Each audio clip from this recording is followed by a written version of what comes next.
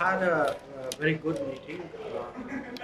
I'm on my way to South America, but once the fighting in Sudan started up, I felt it was very important that I meet the SG, and it was good enough to find time.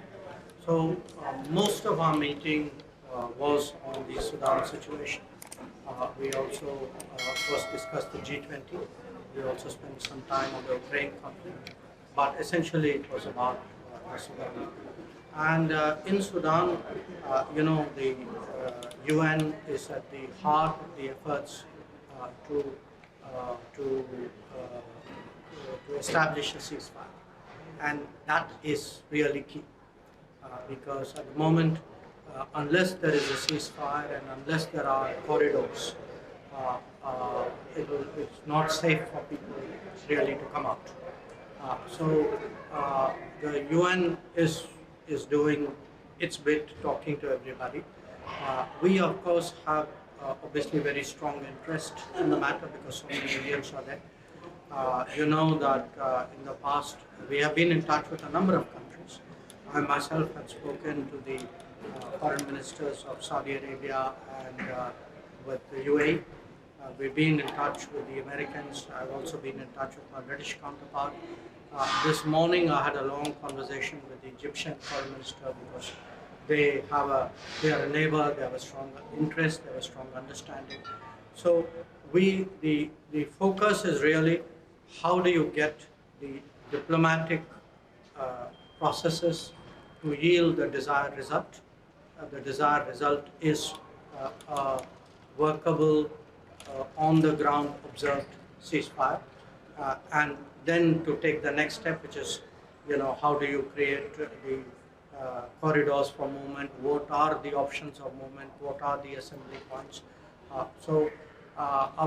Meanwhile, our team in Delhi is in continuous touch with the Indians in Sudan, advising them, saying, we know it's very difficult for everybody, but keep calm, don't take unnecessary risk. They'll have to wait for this to sort itself out. I hope that the efforts, including that led by the SG, will yield to something very soon. But we'll have to wait and see. The SG has said that he hopes the ceasefire holds during these 3 days of. Well, there have been earlier attempts and they didn't hold. When I saw the stakeout, which he had done just before. So what he said to me was encouraging in respect of the people who we have who are trapped right now, because precisely as you said, it's more important than ever before that this ceasefire holds, we hope so too. Thank you, sir. Are you going to Latin America or? I'm going to Guyana, to Panama, Colombia, and the Dominican Republic. So this was a trip which was planned quite a while ago, but I came here to the UN mainly because once the fighting started on the 14th, and you could immediately see that this was very serious and a lot of people were trapped by the situation.